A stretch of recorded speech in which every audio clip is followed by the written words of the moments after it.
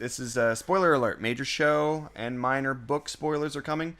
Listen at your own risk if you aren't caught up. We're going to talk about some of the best and worst moments. We're going to get into some Arya's kill list. We're going to talk about the Weirwoods and their connections as kind of being like the ancient World Wide Web. We're going to have some Uncharted Territory conversations regarding George R.R.'s Finishing Winds of Winter. And some Season 7 premiere conversations.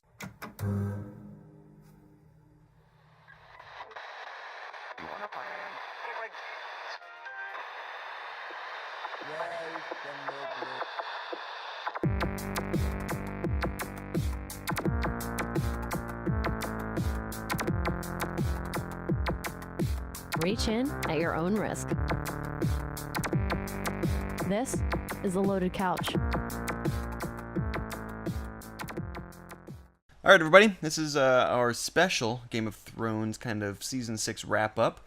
I'm Scotch Hound, joined with... Nicole, or Whiskers, as we like to refer to you on the show. Before we get started on our Game of Thrones review, I just want to mention that Whiskers has been so kind, since she's the authority on our Game of Thrones knowledge in our small group. She went ahead and created this outline for us to follow. So, and then before we actually get into that, what are you drinking tonight?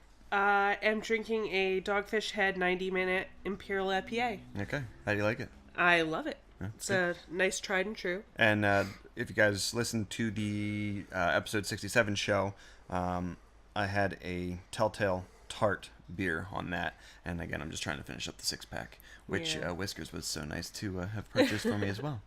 I picked those up, but you said it tastes like medicine. I kind of feel bad that I bought it because you're gonna finish it, and I like it though. It's not bad. You do? Yeah, it's not bad at all. I'd get it again, probably not regularly. Yeah. But I would get it again. I mean, I guess you can always mix it with cough medicine or something. I thought you said it was like cough medicine. It was. So like I don't have to mix it with anything. Yeah, that's true. Okay, let's get right into this. Before we get started, I just want to mention that the nominations for the Emmys were just kind of announced. Yes. And Game of Thrones was mentioned how many times? 23 times. That's pretty crazy, right? Yes. Yeah. I have a little disappointment, though. What's that? I thought all of the nominations were very well deserved, but I was kind of disappointed that Sophie Turner didn't get a nod because I just feel like she's plays Sansa Stark. I just feel that since season 1 that her character has evolved and grown so much. Right. And I think this just was her season, and It really was. I think she did kind of blossom the most this season out of all of the characters. Yeah. I mean, I think Arya had some blossoming of her character last season with going to the Faceless Men and kind of starting that whole role of her life. Yeah, her assassin journey. Plus the journey that she had on her way there when she was with the Hound and stuff. Right. She had a lot of like growth in that period as well. But yeah, I think this was really her. Which I thought was way more interesting.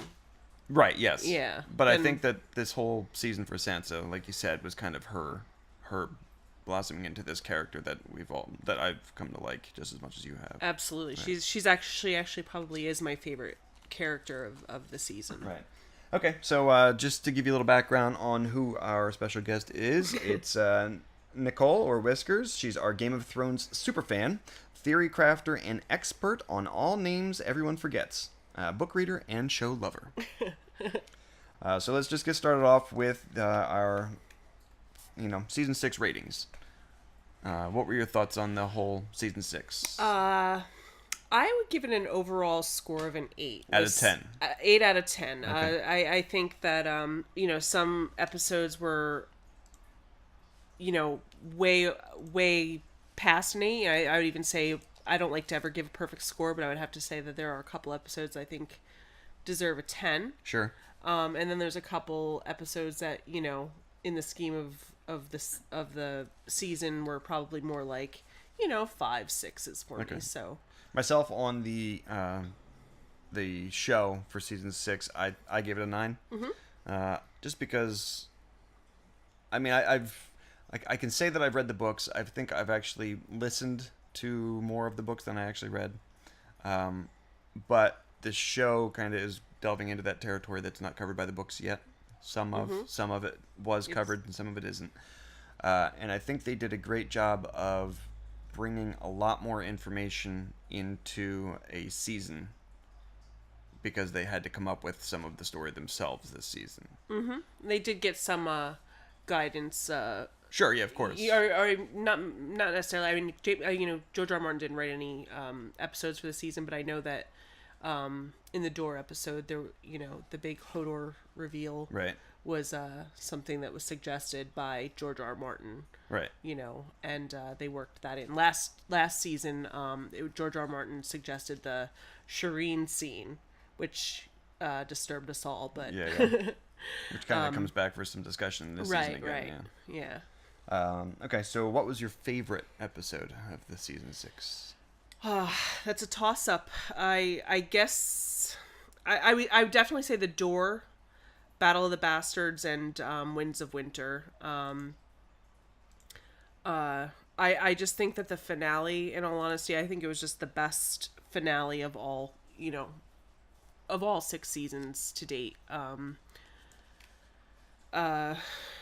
Miguel Sapochnik, I think is how you say it. I think he just did a phenomenal job directing the last 2 seasons, and I think they revealed some directors for next season. And I think he's on the rumored list, but now, is he better for battle? It seems so, yeah. Okay.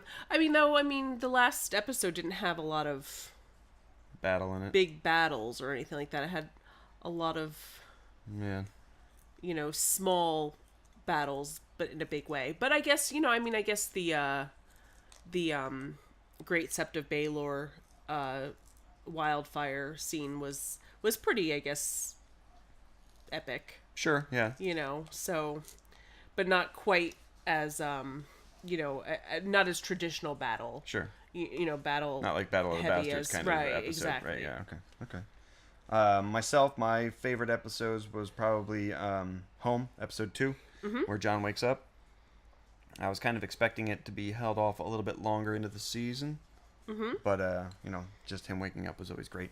Also, the Book of the Stranger, episode 4, where Sansa and Jon kind of unite, and then Daenerys burns up the calls. That was pretty awesome. I thought that was pretty great. Yeah, I definitely would say, in addition to the third, the 3 I named, that's definitely one of my favorites as well. Right. But that was pretty awesome. Yeah. Just just the Sansa and Jon.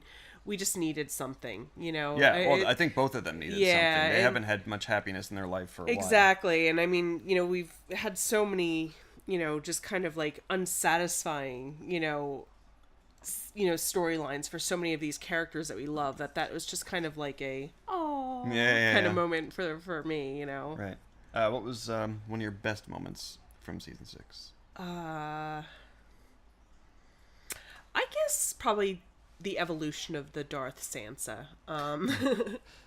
I just love her so much, and I just love how she's gone through so much, and yet she's still finding a way to find her strength. So you call it Darth Sansa, where for some reason I thought the Darth character was more of the Cersei, especially with the black robe and everything, with that the metallic shoulder pads and everything. I thought that was more of the plate armor, shoulders. Yeah, and I thought that was more of a Darth looking outfit for. Well, she's always been Darth Cersei. Sure. She's like a Sith Lord. Yes, definitely. Okay, all right. So she's Palpatine, where Sansa is Darth Vader. Yeah. Okay. I guess the return of the Hound, the uniting of Sansa and Jon, the Hold the Door, rest in peace, Hodor. And like I said before, George R.R. Martin recommended that scene to D&D, who were the show writers.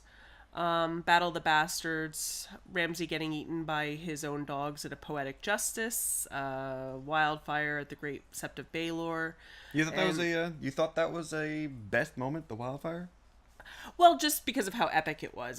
Because of how extraordinary of a scene it was. You know, just the way it was filmed. The acting inside the sept.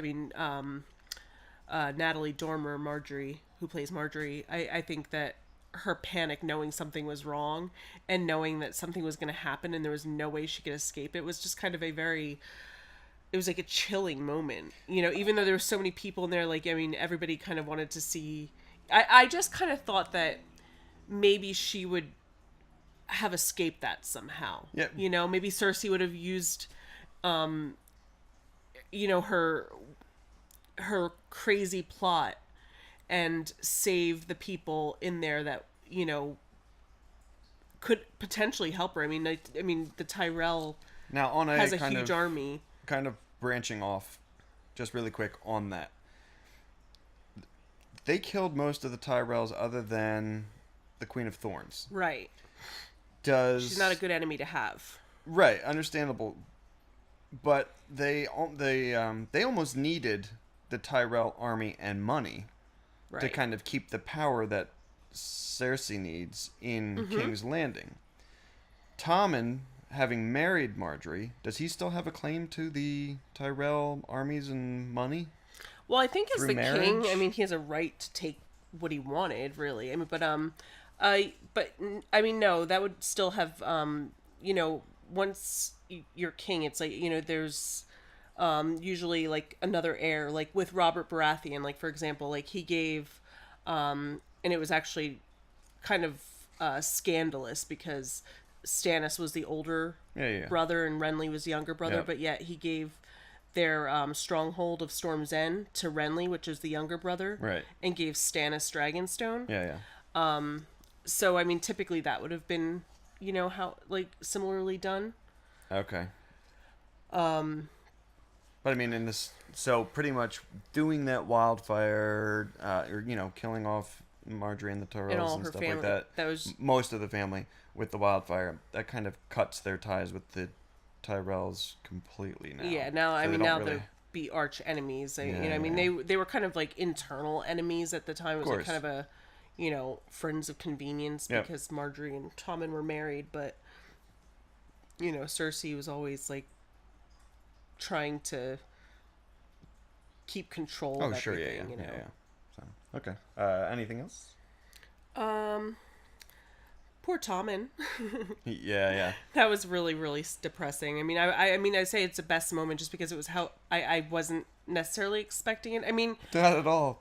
just because he's how quietly and just calmly he watched that happen, and instead of like Cersei being there for him, you know, and she was like downstairs like torturing a nun, you know, with the mountain, Right. you know, and it's like meanwhile back at the ranch, her son just pretty much Took a nosedive. took a nosedive out the window. Yeah, That was yeah. kind of sucked.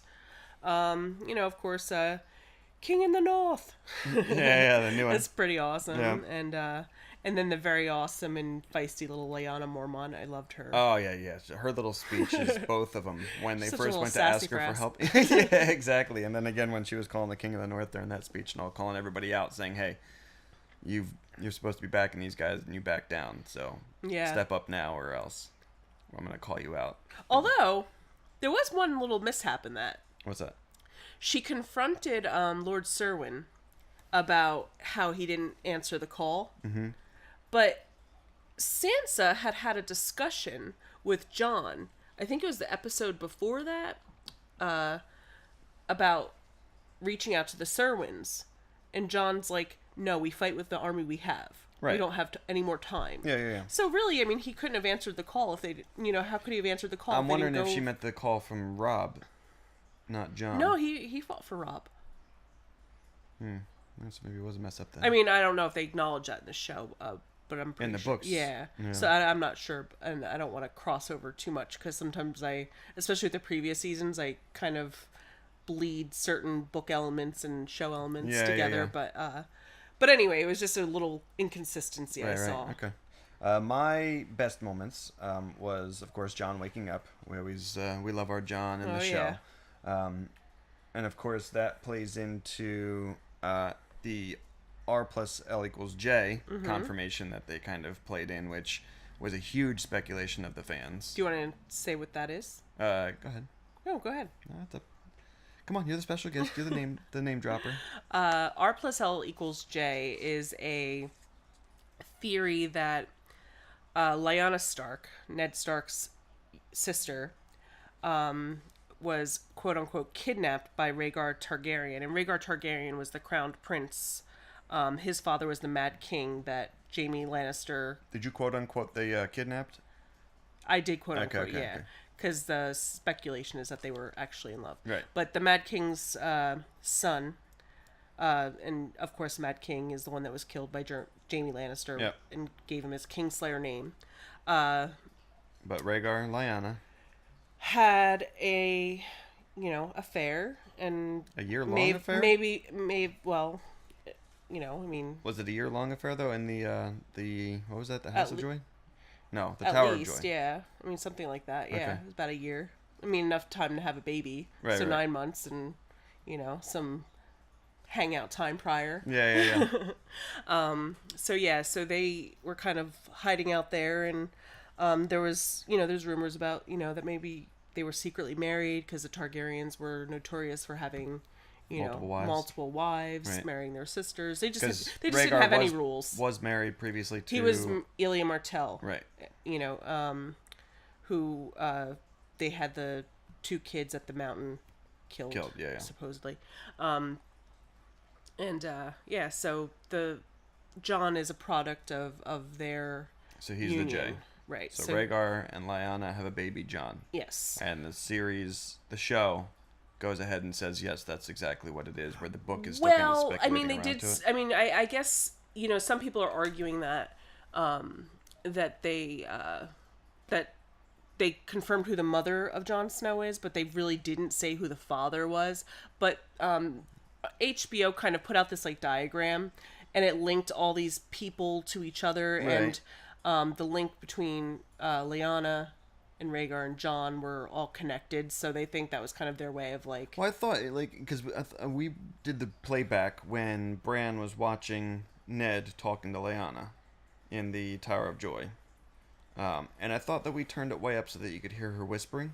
Mm-hmm. And I thought she had mentioned something, maybe she didn't say Rhaegar's name, but that Robert wouldn't understand and would kill him. Yes, right. Which kind of made it Exactly. the Well, understanding we that it know. was... I mean, I think I think that we've been subscribed to it, and Sure, it kind for of a while. confirmed it for a lot of people. Yeah. I mean, even though they didn't necessarily say it, I think it was so heavily implied that we're all just like, yeah, that's exactly what it was. Right. Yeah.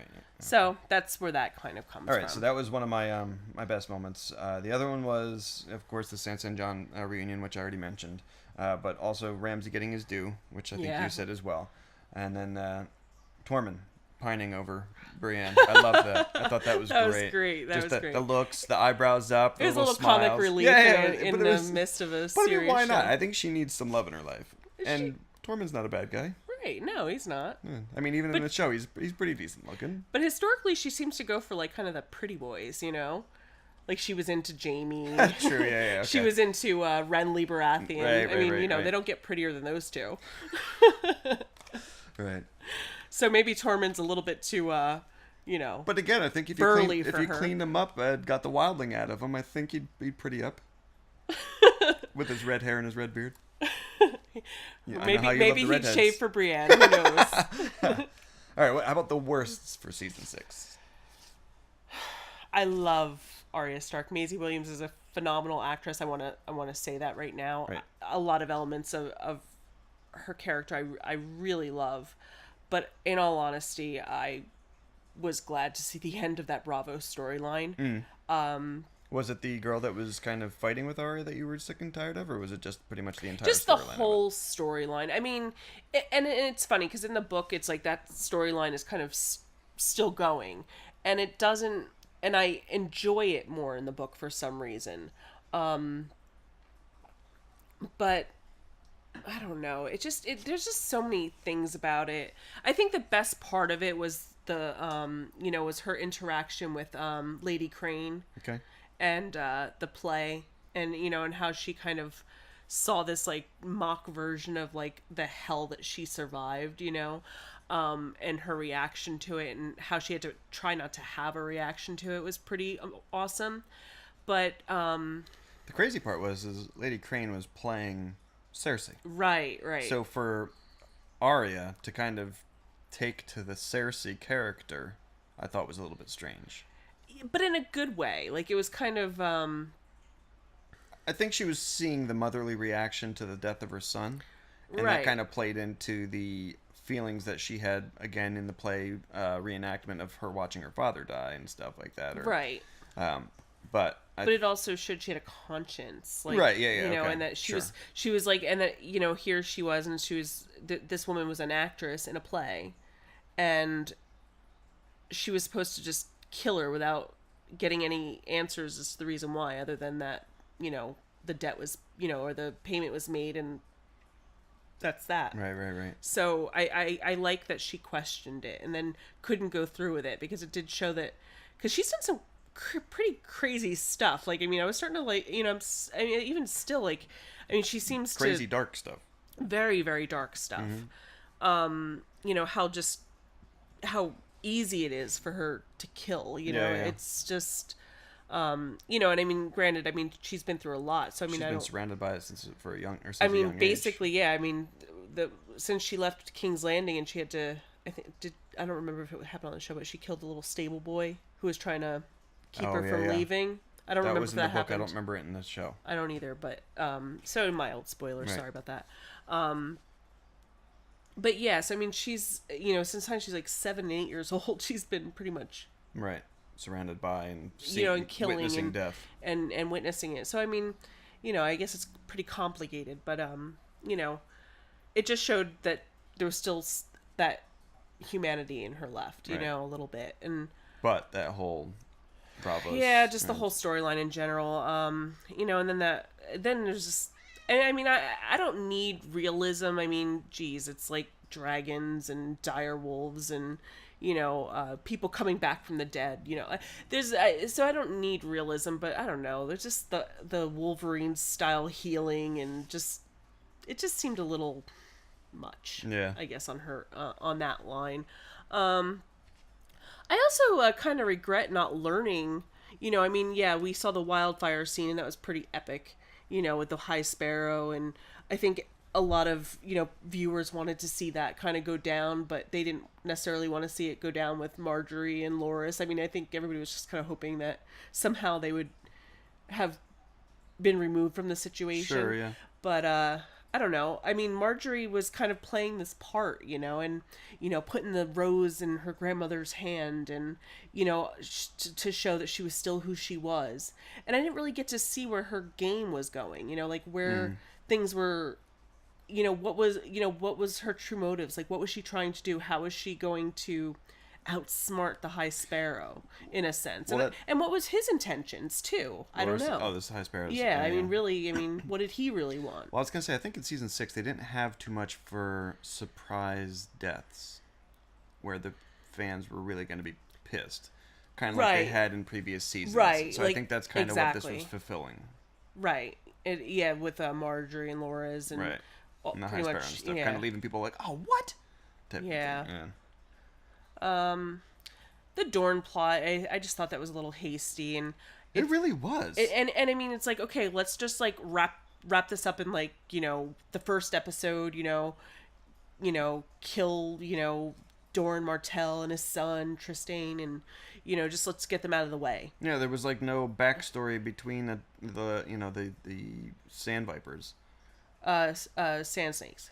Sorry, yes, the Sand Snakes. There But was they no are the like... Red Viper's daughters. Right, yes. Okay, so yeah, but there wasn't too much like discussion about it happening and going down. It just all of a sudden they're in Dorne, and oh, everybody's getting stabbed. Right. Yeah. It's like, wait a minute, where was the discussion that these ladies had kind of behind the scenes saying, okay, this is why we're doing this, we have to take over, and this is how we're gonna rule from here on out? Yeah, well, I'm kind of glad they didn't do it that way, because You're not interested? well, I'm more interested in the book storyline, because there's characters in the books that aren't even featured in the show, and Right. the storylines are a little bit more interesting, and there's a great theory. Well, they could have wrapped some of that up in Right. conversation. Yeah, but it just, I don't know. It just, I guess the Dorne storyline, the way they did it in the show is just, I didn't like any of the Sand Snakes. I didn't really like Ilya or, you know, Illyria Sand. Right. I didn't like, I didn't feel anything for anybody. You know what I mean? Like, it was like when they were on, I'm like, oh gosh, I hope they're like, that they don't spend a lot of time here. So, you know, I can see what's going on with some of the other characters, yeah. you know? And then just to kind of bring them in at the very end, you know, in a discussion, you know, with Olenna. Sure. I'm like, okay, are they coming back? Do I have to kind of brace myself to be annoyed again? Yeah. But no, I mean, it was terrible, but. I have to backtrack. There's two other things that I wanted to mention that were my best moments. Okay. One other best moment was when Tyrion kind of got Daenerys' hand. Oh, when he gave her, Yeah, when she made him the hand, and he kind of got emotional by it and everything else. And the other one was when Sam stole the sword from his father. He finally grew that set of balls that I know that he has. Yeah. To his own family. Can I add a scene too? Sure, yeah, go ahead. That awkward dinner. Oh my god. But with Sam. Was that a worst or was that a best? It was just, it reminded me of, I don't know, like it was comic relief, but it was like so painful to watch. Right. And it was just, I don't know. It was just great. See, I have that under one of my worst because I hated the way Sam acted at the table with his father. I thought that, granted, I understand that they were trying to show that kind of Sam went back into being a child when he's around his dad. Yeah.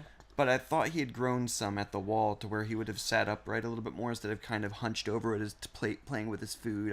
That kind of annoyed me. Yeah, his father always terrified him. Right, which is understandable and stuff, but again, I mean, he's stood up to White Walkers like which Gilly said and that's everything, why and Gilly kind of put him in his place. Yeah. But it's just like I thought he would have sat up a little bit more with a little more pride to himself, especially for Gilly. Yeah. But so that was kind of one of my worst. Okay. I didn't write that. The whole Marjorie and her brother portion of the season. I don't know. It just. I want to say it felt forced. Mm-hmm. The acting, I think, is there, but I don't think the writing kind of sold it. Like, they didn't give into a lot of the discussion as to, or between Marjorie and the High Sparrow as to why he just all of a sudden let her go, which kind of played as a surprise to everybody, especially when the Tyrell army came in with Jaime and stuff.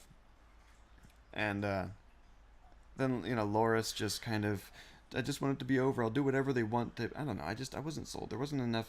Oh, I time agree. spent on it, maybe, or maybe there was too much time on it that it just kind of dried me out, and I just wasn't interested. That's what I was saying with Marjorie too. It's like her true motives and what was going on. You know, there wasn't enough. But even still, for development. what they did show, I didn't get enough of this story, even for the things that they felt to include in this season. Yeah. So I don't know. That was one of my worst I think things. it was all just kind of a setup to, you know, the trial, you know, the banning of the trial by combat. And I think that it was all really just kind of revolved around Cersei's rise to super evil. Sure. You know, like, what do they call the Mad Queen? Right. You know, doing, you know, basically she just did exactly what her brother lover killed the Mad King for. Right. You know, and it's like that look between them. It was just like, whoa. Now, my other worst was having to know that the Blackfish died, but not being able to see it. Not watching him fight to for the it death. to the death. Yeah, Yeah. because that's what he was always this prickly guy. I'm not leaving my house. They're gonna have to kill me if they want me to leave. And then it's just like, oh, he's dead, and Jaime's riding out through the field, and it's all over. And it's like, wait, what? I thought that was kind You of... want to see him go down a blaze of glory? Yeah, why the hell not? Just go out and have like 40 guys kind of rush in and just seem like I kind of swing and take out at least 5 or something. He's fighting for his life, but they just kind of cut that. And Yeah. I thought that was bad.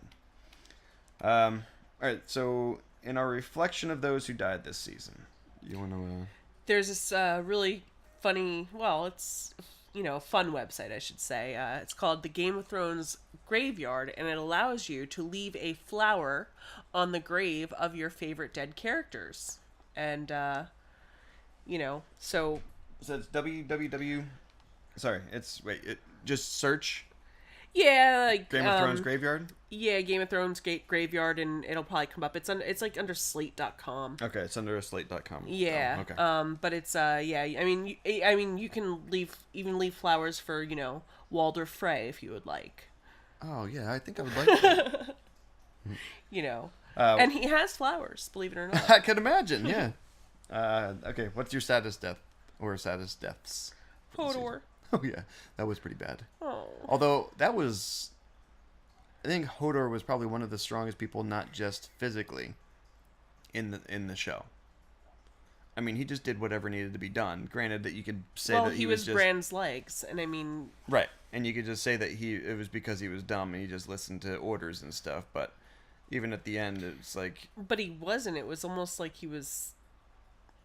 He just loved the Stark family to no end and did whatever he needed to make sure that they were in a good position at all times. It was just... That was sad. Yeah, and then I guess my runners-up would be... My runner-ups would be 1-1, the giant. Took all those arrows. He's got like 40 arrows in him. How did none... And then the last one, of course, I still Ramsay's don't understand the crack shot. why he wasn't just sweeping house with a big, huge log. Yeah, that was dumb. He came in with no weapons. He's a giant. I mean, they even showed in last season, I think, or maybe 2 seasons ago, when Jon first went to the Wildland camp. And I think it was one of the giants was pounding in like some stakes into the ground with a tree trunk, or with his hand. Yeah, with his hand. It was just like. But I'm just like, why couldn't he just grab one of those trees and bring that in as a weapon, like a huge club? I mean, surely he was like, almost like his own like line of men, right, in himself. I mean, they had that one long white-haired and long white-bearded giant at the wall with a huge bow and arrow. Yeah. So why? I mean, they were using tools. Why wouldn't he have brought a weapon of some sort? Yeah, I don't know. Yeah. But that was sad. Of course, the dire wolves, Summer and Shaggy Dog. Rickon Stark and Tommen. Tommen Baratheon. I thought that was really, sad. Sad and shocking. Just because it's like he was, I mean, even though he was just kind of like an empty vessel that you could just, pour whatever you want into him. It was just. He was not a bad person. No, but to my mind, he was finally getting a backbone. I think he had been controlled way too much, or easily controlled prior to. And granted, I understand that he's young, but he just watched the sept where his wife he loves prior to. Oh yeah, when he first took over as king and stuff, there was way too many people in his ears that he was just listening to and doing whatever they said. Well, I mean, even to the very end. I mean, the High Sparrow, Right. I mean, he just wasn't kingly material, and it was just he was kind of, of course, thrown into. I mean, Joffrey was a little tyrant, but that shit never would have happened with him. Yeah, definitely not. I mean, it's. But again, is that because of the age? I mean, because Tommen's supposed to be like what, 6, 7? In the books, yeah. Right. They've totally aged him up to in the show he's adulthood. Like 14, 16, something like that. Something like that. 16, 17, something like that. Well, he's got to be that age in the show to be having sex with Marjorie, right? I guess. I guess there's legality. So. No, I'm just saying. Well, of like puberty and everything else. Yeah, I'm sure. Right. In the hiring of the actors. Yeah, true. Okay. And then Marjorie Tyrell, that kind of sucked because I liked her character a lot. Right. And that massacre at the Hounds commune, that was pretty crazy. I didn't understand what those people were supposed to be. They were the Brotherhood Without Banners. That's why they got hung. Remember? No. The the commune that. They were just like a religious, they were just kind of But where were they from? Like neighboring villages, that are who were burned out of their houses or. Well, where in Westeros are they supposed to be? In the book, that kind of happens in the Salt Pans. I think it's somewhere out in the Riverlands somewhere. Okay. But I'm not I don't remember exactly. But, right. Okay. Yeah, but I mean that was just kind of depressing because I mean obviously we saw those them hanged for the crime and we knew that the rest of the Brotherhood Without Banners. But I remember feeling really sad, I hope that's not the way they're going with this, because the Brotherhood Without Banners is kind of like a good, honorable, semi-honorable vigilante group. Right. How about your most gratifying death? Ramsay Bolton. Of course. I How many times did you watch that? How many times did you make us watch that, I should say? The last 10 minutes. Well, yeah, I did like that whole Winterfell scene and then. But how many times did you make us watch that? Oh gosh, are you gonna really make me say? At least a half a dozen. At least. Yeah. Okay. I you know what it just because it was actually his scenes leading up to that, and he had been kind of I kind of was glad that he was kind of out of it for 3 or 4 episodes, just because it was like his scenes were getting too intense. It was like, oh my god, it's like everything, you know, he's saying, every murder he's committing, like it all is, you know, him sending, you know, Walder Frey, you know, his father's wife and her newborn son to be eaten by his dogs. Right. It was so gratuitous. I was like, I can't handle anymore. Yeah, I can't. It's just too much. And then he kind of went away for a few episodes, and then it was like, you know, and then he came back, and it was like, you know, he met his poetic justice. And then at the he's got his little speech at the end, trying to get back into Sansa's mind. Exactly, like, and just still like trying to play those mind games that he's so good at. That like you know, that just, you know, I'm part of psychological you, Sansa. warfare. I'm part of you. I know, and it's like she told him, I guess, Without saying anything.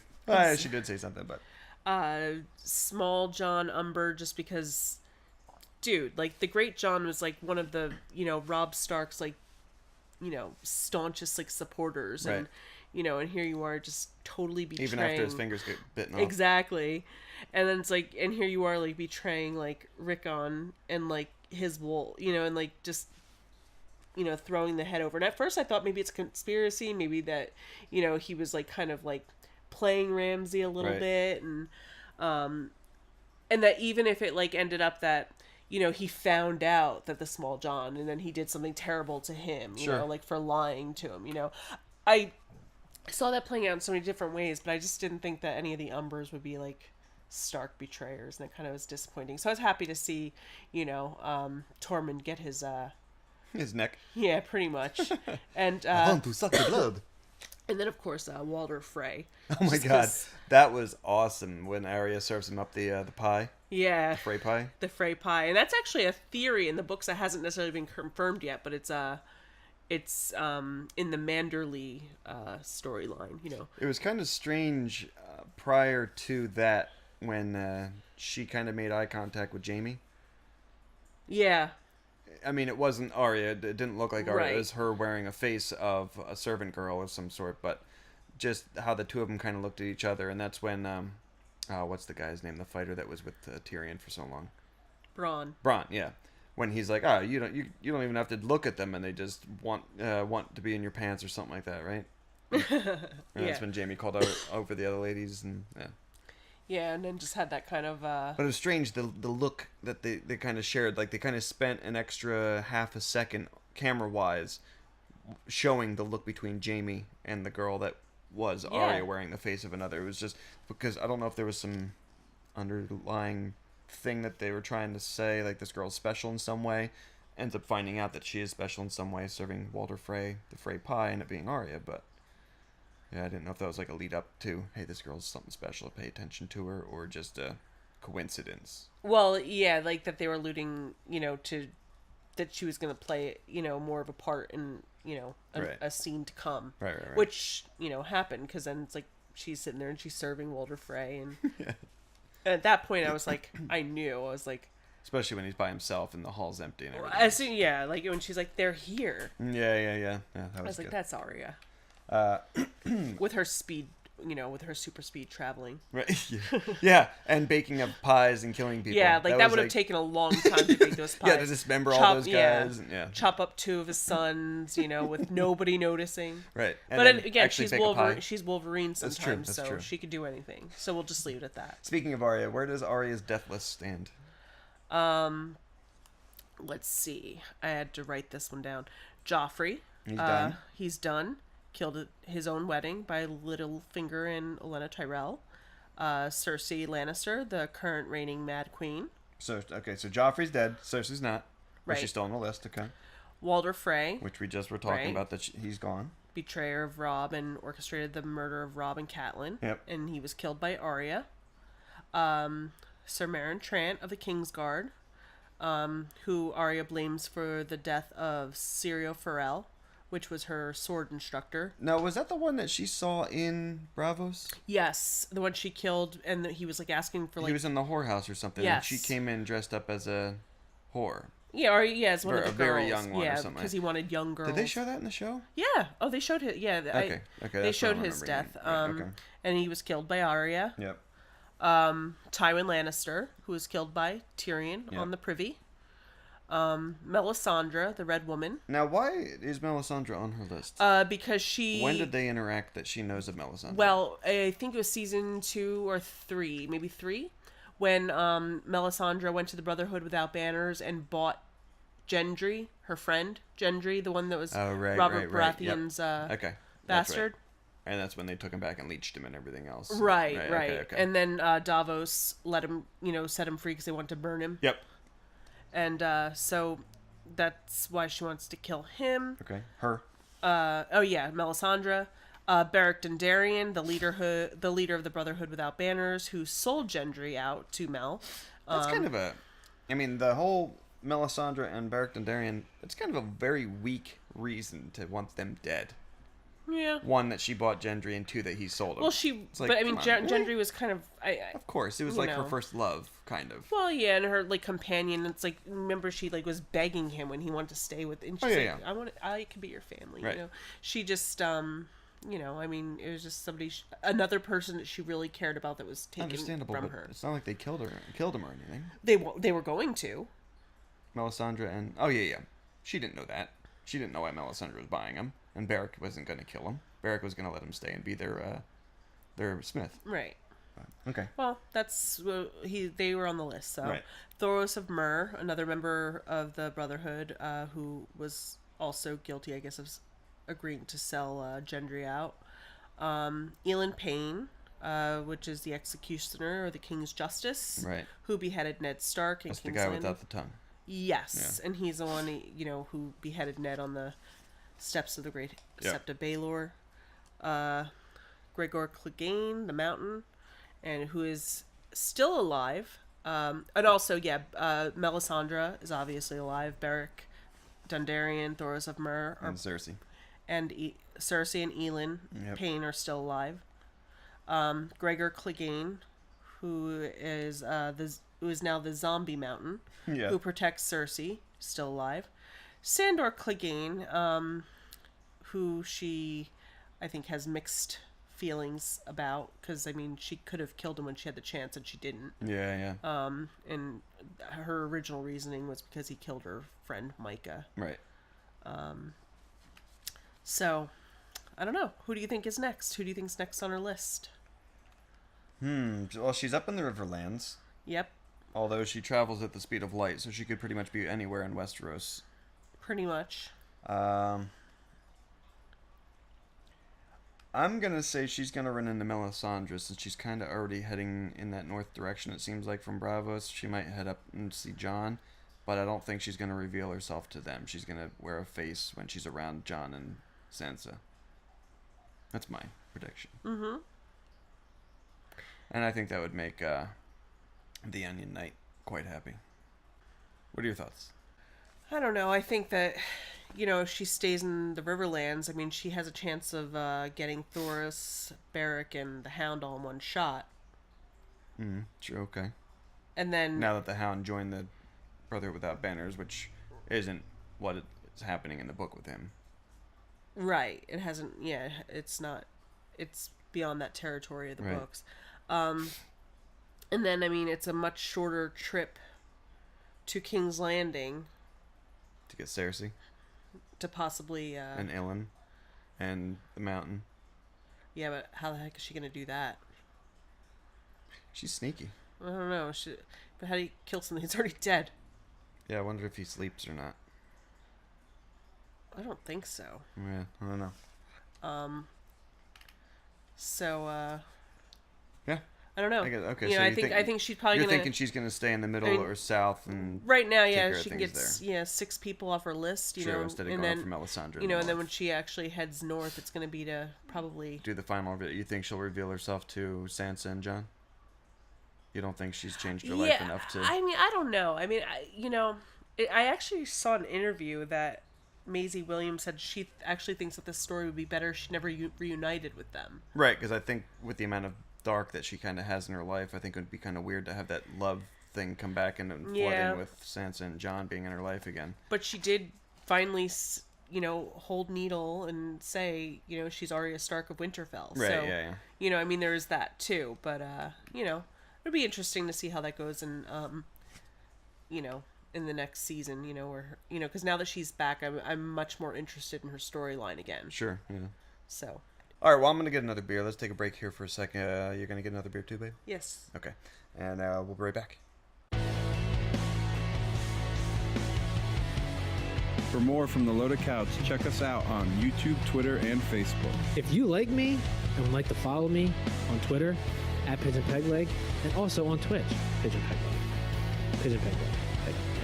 Hey, this is Scotchhound. If you want to hear more from me, you can check me out on Twitter at Scotchhound_LC or on Twitch at Scotchhound. All right, we're back. Game of Thrones talk with Whiskers. All right, since we were kind of we're it seems like we're stuck on the Starks, Arya, Sansa, Jon. Let's get into Bran. Bran's visions through the Weirwood Net. It's kind of weird. I think he sees past the Weirwoods because we didn't see any Weirwoods in the Tower of Joy scene. Mm-hmm. That's very, very true. Well, I think that was kind of like one of the speculations is that that they used the trees to keep watch over everything. So if there was that's why the old gods were still so much more prominent in the north because there was a lot more weirwood trees. Right. Whereas heading south they didn't.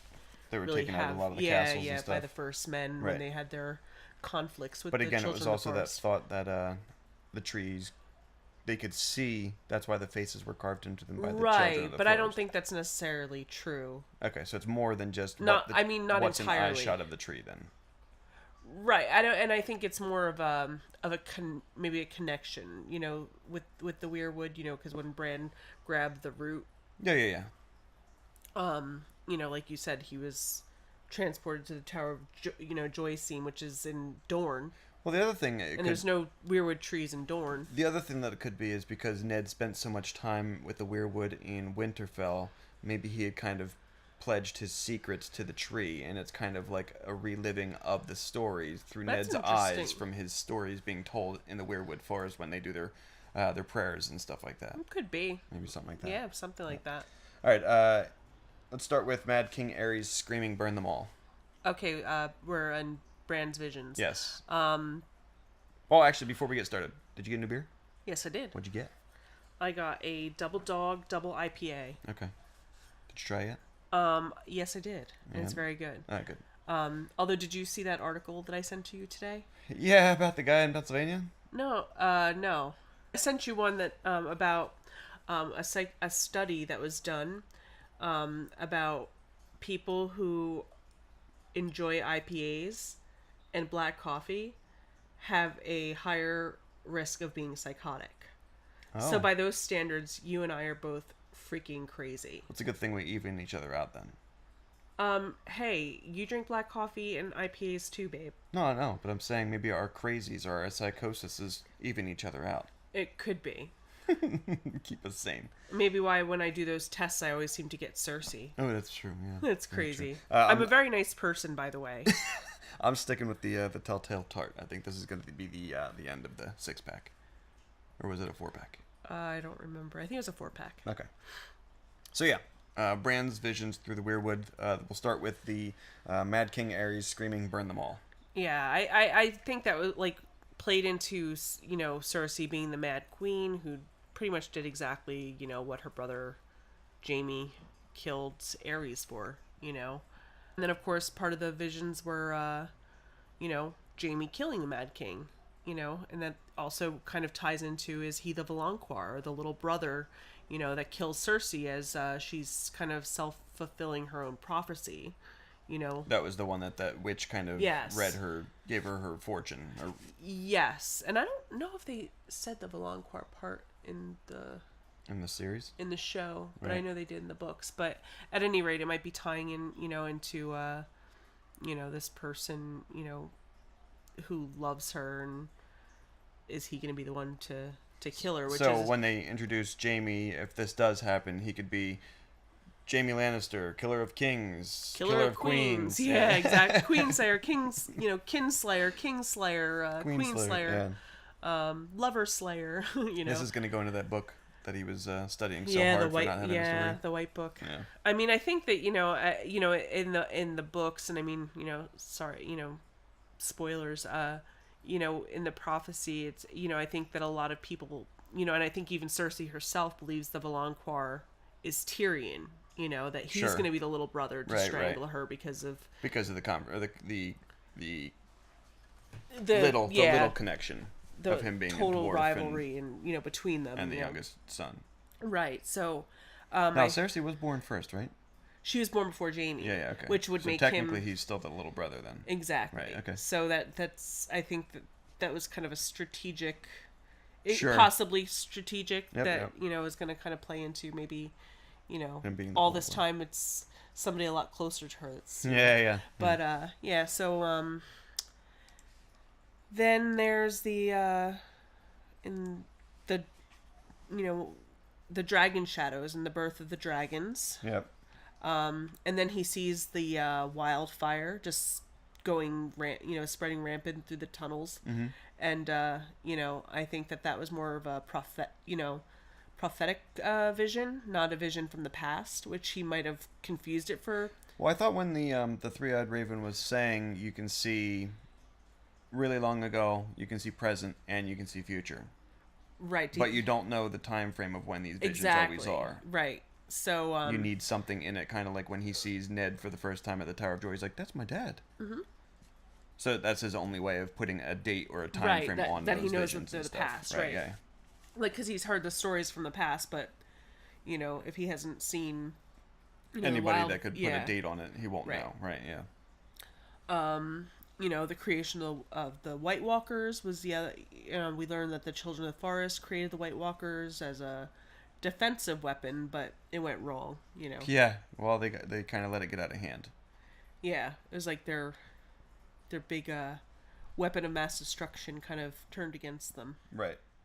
Then of course the Hodor, through working into Hodor's body at the same moment Bran was observing Hodor in the past, a time loop was created, and he had a seizure while screaming "Hold the door," which tapered into Hodor. Right.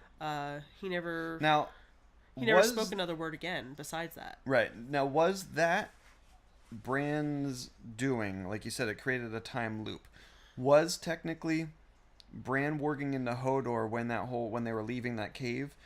Was that kind of a Bran touching the mind of Hodor as a young child and the mind of Hodor as Yes. an older person at the exact same time? At the exact same time. And then that historical touching of It his was his- mind is yeah. what kind of made him... because Hodor was always resistant of him, Yeah. taking over his body. Right. And Bran did it all the time. Yeah. And it's sad because it's like essentially he spoke his last words for his whole life. Yep. And, Never knew it. and who knows? Hodor may have known it. We just don't know what his mind. What he actually saw. What It connection was kind of made. almost like maybe like some kind of like such a deep post-traumatic stress that just messed him up Right. without, and it's sad because in his essence, Bran is going to have to kind of blame himself for that. Sure. That really is on his hands. Even though it wasn't his intention. And then, of course, I think the last, interesting, the vision, I think it is, from what I can gather, is Jon Snow's parentage and, finding out Ned is an honorable fool after all, Right, yeah. Lyanna in a bed of Well, blood. Oh, yeah. Yes. I was going to say, I thought you were with the Sword of the Morning fight. Right, but... Because, Ned didn't really do anything wrong. It was, what's his name? The Frog Eater's father. Wasn't he the one that stabbed Yeah, him? Howland Reed. He's the one who stabbed in the the Sword of back. the Morning in Yeah, the back. in Right. the show at least. So Ned was still honorable even in that fight, although he told the story wrong that he defeated the Sword of the Morning. Right. He didn't really Yeah. do So it. he wasn't completely perfect, I Right, guess, right. in the show. And then of course Lyanna Stark in a bed of blood, begging her brother to promise he would look after her son. Right. And though the father is not mentioned in the vision, there is a strong evidence that father is Rhaegar Targaryen, and I think we discussed that already. Yep. All right. So the season 6 wrap up. The show has caught up with the books and surpassed it now. Yeah. With this, they made a lot of omissions and additions and changes. You liked all of them? Anything? I did. You know, it's so funny because I mean, I love the books, and I mean the storyline. You know, some of the storylines are so drastically different in the books in comparison to the show, even prior to the season. I liked the changes. I mean, I think that they really, you know, in the context of a book, when you have time, you can sit down, you can really sit with something, and you don't need it to necessarily be dynamic every second in every page. Right. You know, you have to, you know, sometimes the slow parts are kind of like a break from like the, you know, intense parts, you know, and it builds. But in the show, like when you have to kind of streamline a lot of things to keep it interesting and visually dynamic and wrap a story and that's wrap not complete. story up. It just, I really do like the changes. I know, you know, probably a lot of people who are diehard book fans like are like, oh well, I wish they did this or I wish they did that, like, you know. But well, are the changes, omissions, or additions going to change your feelings about the books as they come out, or any kind of how you think the story should go now? No, I you know, and somebody else asked me that too, and I don't think so. I think that that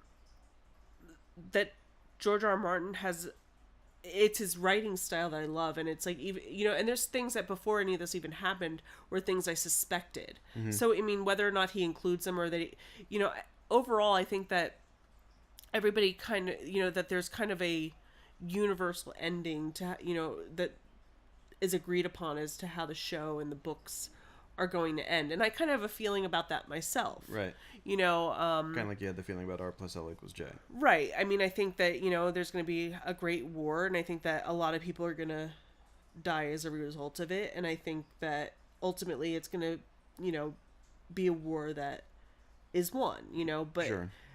And there's going to be a lot of means to get to that end, you know, and I think that it's the means of getting there that that are going to be pretty different from the book to the show. Sure. But, you know, I think that both are going to kind of keep the integrity in its own way. When's winter release?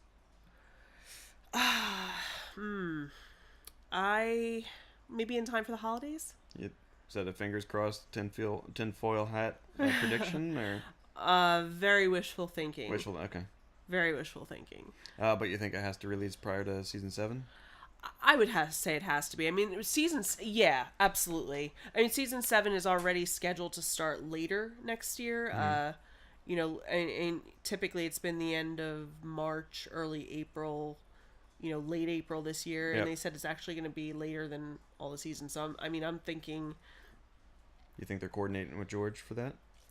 I don't know yet. They haven't, you know, released... No, I'm saying that they're coordinating the late start so that George can get the book wrapped and released. Maybe.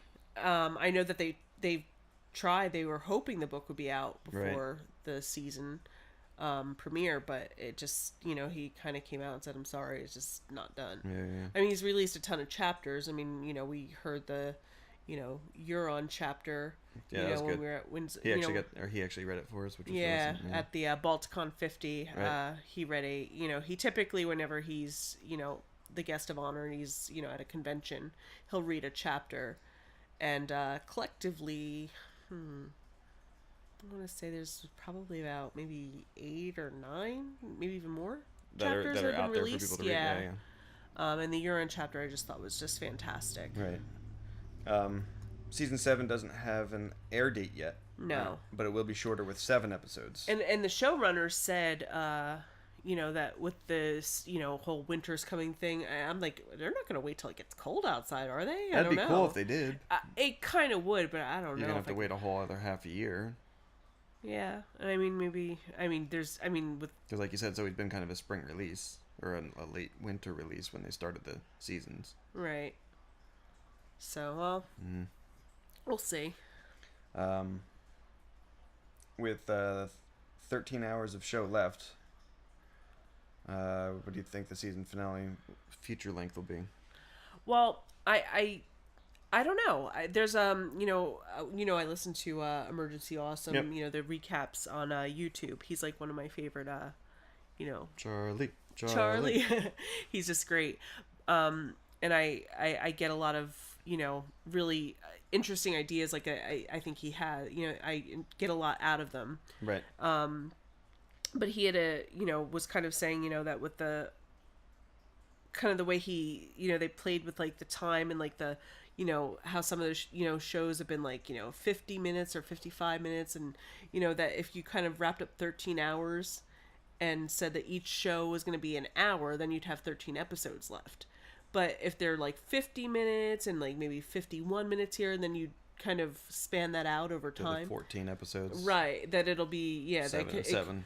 They could be like close to 2 hours worth of extra time. Okay. That's not accounted for. Oh, gotcha. So it could be an hour and 50 minutes for each of the season finales, and if you split that 2 hours, right? So maybe a feature length, feature length finale. Right. Oh, Which wow. I mean, a lot of shows do. I mean, Outlander just did that. I was gonna say, do you think they'd do it in theaters? I think that would be cool because I mean, think of how much fun we had when we went with Jen and Josh over to the IMAX and saw the last 2 episodes of season 5 in the theater. Yeah. That was just great. That was cool. Watching the battle at the wall. Yeah. The that was impressive on IMAX too. It really was. Really like good. especially it's like you saw like in the Camera shot the wall. Yeah. And yeah. And the big, what do they call it? Scythe type thing. Yeah, scythe type thing. Like kind of just like Swinging cut all down, those people off the wall. It's just yeah. it's like, wow, did that look as good on my, how many inches is this thing? 42 inch TV. Yeah, exactly. Yeah, definitely not. Just, it's great for the living room, but IMAX just really, brought that to life. Season 7 predictions. All right. First one that you put here for us was, will Jon marry his Aunt Daenerys or his cousin Sansa? And it could work either way. It could work either way. Because Jon technically is fire and ice, with having supposedly the fire from Rhaegar and the ice from Lyanna. Mm-hmm. But with that, he could be the ice to Daenerys' fire, or he could be the fire to Sansa's ice. Should we just specify that we're not we're making this sound so natural, like it's totally natural to marry your aunt or your cousin, but we don't really condone that. Right. Just kidding. We don't live south enough to. But in medieval history, yeah. Anything's possible. Things happened, right. Especially with the Targaryens. Well, especially with the Targaryens, right. for sure. So, what do you think? Aunt or cousin? I don't know. It's tinfoil hat. Nobody's going to hold you to it.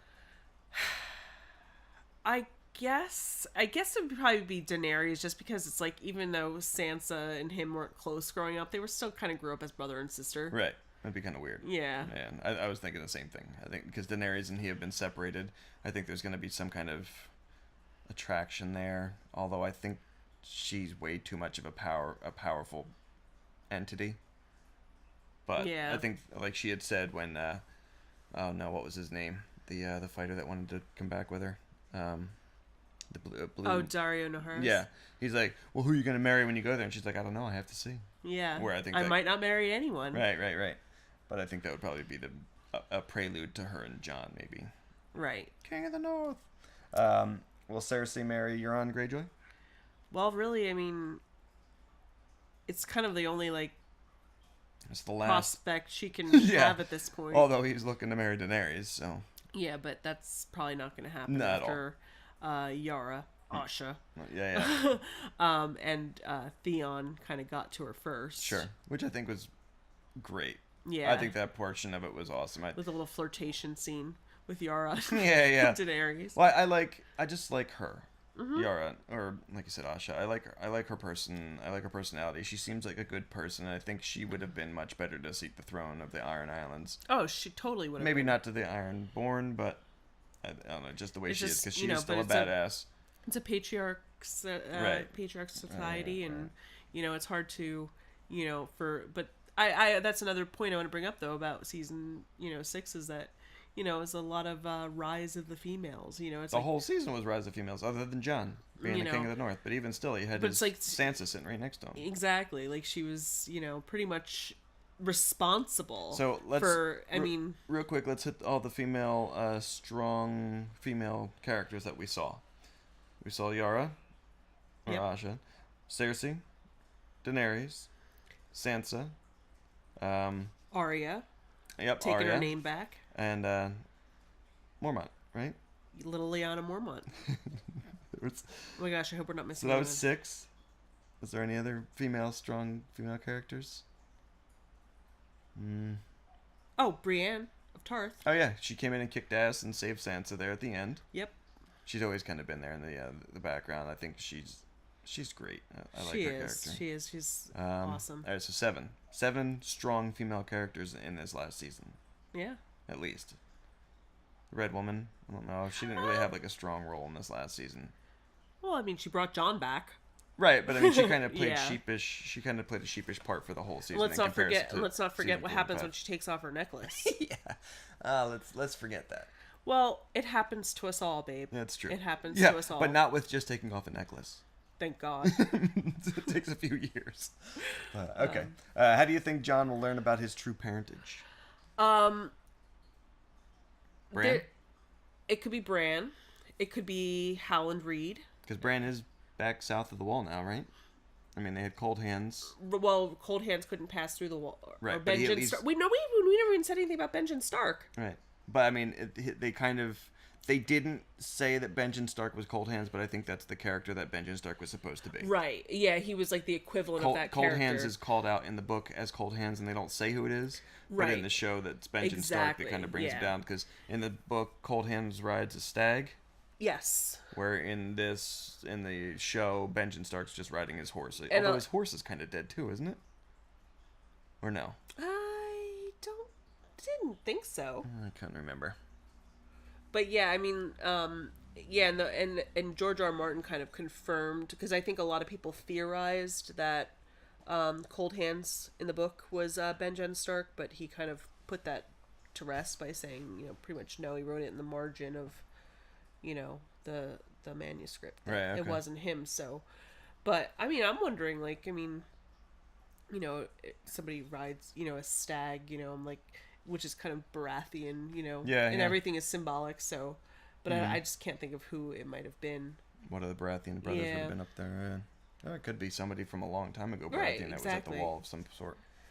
But how I think he'll learn about his true parentage. I mean, it could happen.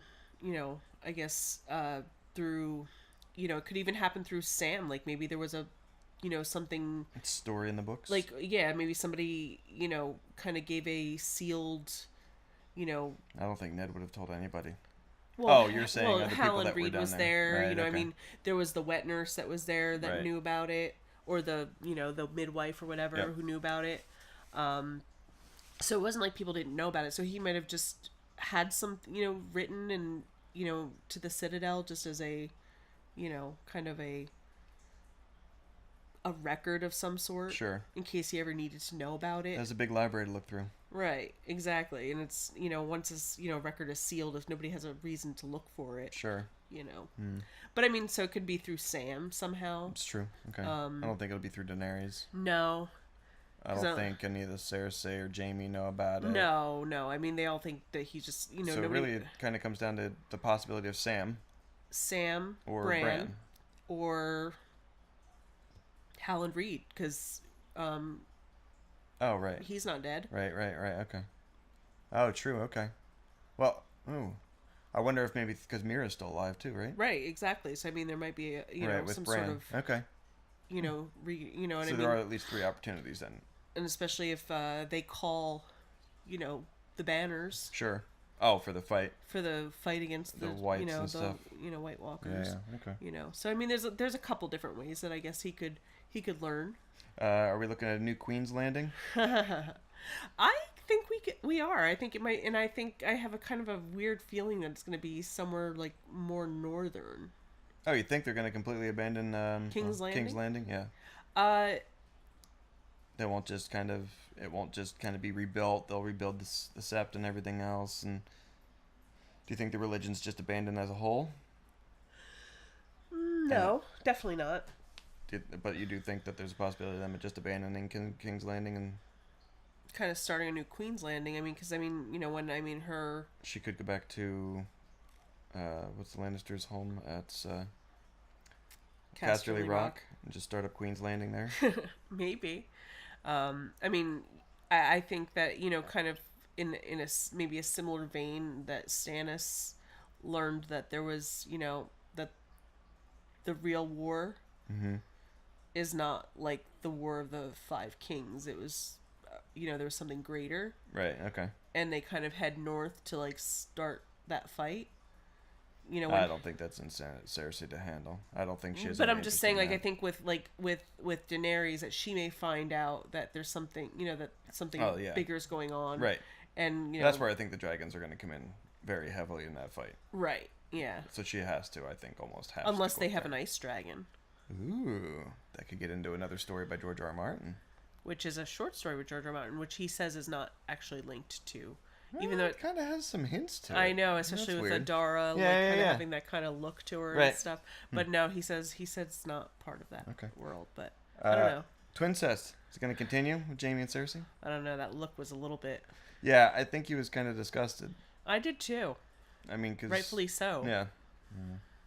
But And- oh god, she looked good though with that crown on her head, that just like cold crown with her like armored black dress, and she Right. just looked incredible. So since you're saying that, She was actually the costumes of that particular episode were actually nominated for Emmy. oh yeah, Yeah. that's funny. Well, since you're talking so much about Cersei and her costume right now, plus when you've taken who's your Westeros match, you got Cersei how many times? 3 times? No, just twice. Just twice. I was off by 1. I guess I can. The third time I changed the answer from all the wine, and I got Tyrion Lannister. Okay. So I guess I can see where your storyline, or what storyline you're going to be most vested in. I'm thinking it's Cersei. Well, she just fascinates me. She's my favorite. She's just my favorite villain of the whole show. Right. Just completely from day one was my favorite villain, and I just never.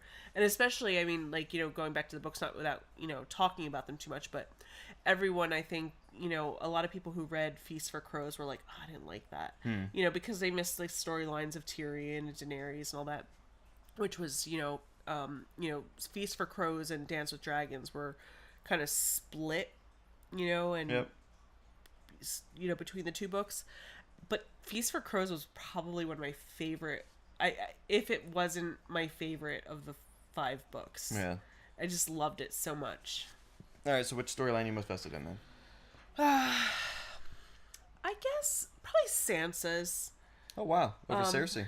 Well, Cersei fascinates me, but I mean, really, it's just I would be vested in her downfall, and I would really miss her as a villain on the Okay. show. I don't know. I'm just really interested in Sansa because there's that whole like Littlefinger thing going on, like Which is with weird. which is weird, and I mean, because he's as old as her parents, but I mean, even aside and from he's that, got but this it's weird love for her mom.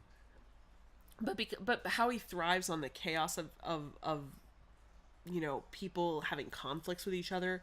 It's like I feel like he's still trying to work her against Jon, and in a lot of ways, it's like he has a lot of like leverage in that area, like they're taking your home from you, like this is your birthright, I mean, like he's a bastard, like you haven't, which in essence is true.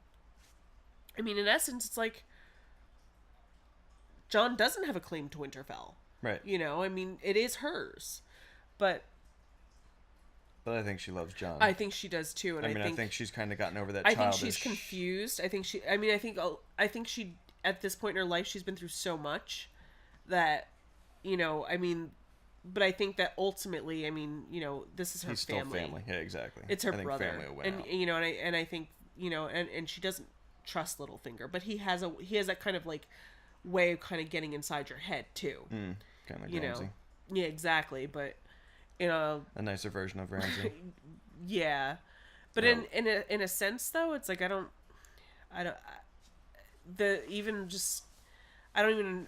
I mean, the Vale, I mean, kind of rallied behind Jon, it seemed. You know? Well, I think they came because Sansa asked, like you said.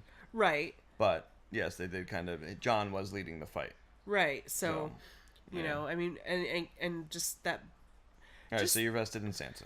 I'm vested in Sansa and Jon too. I mean, now he's got this, heavy burden of King in the North, and I mean, Yeah. Anybody who's kind of Especially been, how kind of been dubbed a king in some way or another is, I mean, like pretty much all the kings that were ever, involved in the five, in the War of the Five Kings are all gone. Yeah. You know, it doesn't. You know, it's not like necessarily like, you know, a secure place to be. You know? Especially with as epic a fail as it was up at the wall.